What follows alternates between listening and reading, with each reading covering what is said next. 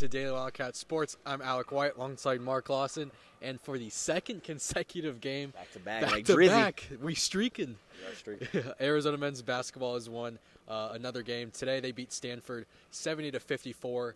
A game that was Arizona led most of the game, and most of the second half they controlled by double digits, kind of pulling away towards the end. Brandon Williams returned off the bench for the Wildcats. He had a so-so game, but his impact was more based on creating plays for teammates. But Mark, just to open things up today, your thoughts on Arizona being able to get a sweep here at McHale this weekend? Sweep is big for their morale. Off that 7-game losing streak, you don't really know what team's going to show up or what team's kind of going to come out. Your morale can go up or down depending on that and how you want to turn around your season. I think Arizona knew they weren't going to get an at-large bid after that happened, so you have to kind of bunker down and hope for better seeding in the Pac-12 and hopefully make a run in the Pac-12 tournament. But for them to come home, friendly confines at McHale Center, and get a sweep going up to the Oregon schools now and then returning home to play that school up north is big for their confidence, I think. And then having somebody like Brandon Williams back, only played about, I think it was 17 minutes today. Yeah. Didn't do too much offensively, but he was able to create, set guys up, and you could see kind of his confidence was looking a little bit better. His knee didn't look too bad. I think he'll be able to continue to keep his upkeep going forward with minutes. Yeah, Sean Miller said Williams post-game, they had a conversation that Williams was in good spirits, and the team thinks that he'll be able to play more moving forward. They said the plan today was 12 to 16 minutes. He played 17, which is a good sign for him. So maybe over the next couple games by the ASU game in 2 weeks, he'll be back, in that starting lineup. But today, the Ira Lee game, once again, a career-high 16 points for the sophomore, a lot of them coming on dunks. And Mark, I think we can both agree that I don't know if there's a player that celebrates dunks more and more excitedly than Ira Lee. Maybe me. You. I've never seen you dunk. Yeah, and most people haven't. But yeah, the big men definitely stole the show tonight for the U of A. I think between Jeter and Ira Lee, they had 30 points. Definitely was able to control the paint. Ira Lee looked well. I think he was 6 of 7 from the floor. Josh Sharma came in for Stanford. He was a Pac-12 Player of the Week last week. He leads the conference in field goal percentage. He shoots 80% in conference play from the field. He only had 11 points tonight, so they were kind of able to hold down defensively. KZ Akpala is a potential lottery pick for Stanford. He didn't go too crazy. He only had 10 points. But for them to kind of control the paint, do their thing down there. Ira Lee with a big game. You saw his confidence going forward. He looks to be doing well. Post-game, he was all smiles, very happy. So that's big for U of A going forward.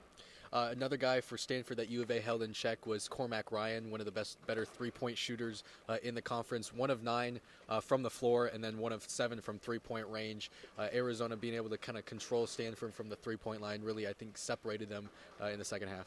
Yeah, it was big. They were only 4 of 20 from three-point range. You're going to get a lot out of Sharma, obviously, down low, but for them to kind of allow Stanford to not beat them from three-point range, didn't give them too many good looks. Stanford's third in the conference, I believe, in tempo. They're looking to push the ball. They're looking to get up and down.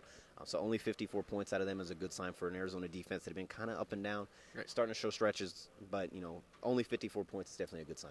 And one player that broke out of a recent streak today was Brandon Randolph. He had a couple three-pointers in the second half, was showing a lot more confidence shooting the ball. His teammates Ira Lee and Justin Coleman, and even Coach Sean Miller after the game said he was shooting with a lot more confidence. But is this something we can expect from Randolph going forward? I think it was definitely a confidence thing. Over the last 5 games, I believe he's 1 or 2 of 16 from three-point range after, leading the team in scoring for much of the season. So you look to see kind of his confidence going up and down. It looked a little bit better today. He was doing well driving in the basket. A couple shots fell, a couple shots didn't fall, but he looked pretty good from three-point range. He was getting set up. That's where Williams coming back is key. It allows another guard to kind of create and penetrate, get guys open looks. So for Randolph to knock those shots down is big. You hope that maybe he can return to that kind of form he had early in the season and provide that scoring punch that U of A desperately needs. Looking ahead for the Wildcats, they travel to the Oregon schools next week. Oregon State on Thursday night and then Oregon on Saturday night. A potential for Arizona to leapfrog both of them, or they're already ahead of Oregon in the Pac-12 standings, but a potential to maybe leapfrog Oregon State after the weekend should ASU knock off the Beavers as well. So you're looking at Arizona right now tied for 7th, 8th in the Pac-12 conference. If they sweep this Oregon school series, they could move as high as 5 or 6. Pac-12's such a mess, man. Honestly, we could be anywhere from 5 to 9 in the Pac-12 tournament. In a span of a game, too. Yes, in a game. It's so crazy how just clustered it is and everything going on. You never really know who's going to win or lose in the conference. So for them to be able to go up there, I think reasonably you're hoping maybe for a split. Obviously you're hoping for a sweep, but I think reasonably you hope to get a split out of that, come back home to play ASU. But, you got to take care of your business when the Pac-12, a game can separate you from 5th place or 9th place, so you can't really afford any losses. Right. Arizona beat Stanford 70-54, back-to-back wins for the Wildcats. As I said, they'll be going to the Oregon schools next week. We won't be there. Unfortunately, we'll be covering it from our warm couches. Well, even though it snowed this week, it'll be warming it back up to 80. A little bit warmer. A little bit warmer. But we'll have live coverage for that game, and then we'll be right back here for ASU before the Pac-12 tournament. But Mark, any last thoughts on tonight's game? It was just good to see B-Will back and kind of, he wasn't really himself fully, but it was just good to see him get back out there on the floor. Production-wise, like I said, it wasn't there, but it was just nice to see him out there kind of give that energy boost for the team. Sean Miller was talking post-game about how it adds quality depth to your roster. So, you're hoping to see that he can practice and everything's smooth going forward and that potentially he gets back to that normal role down the stretch. All right.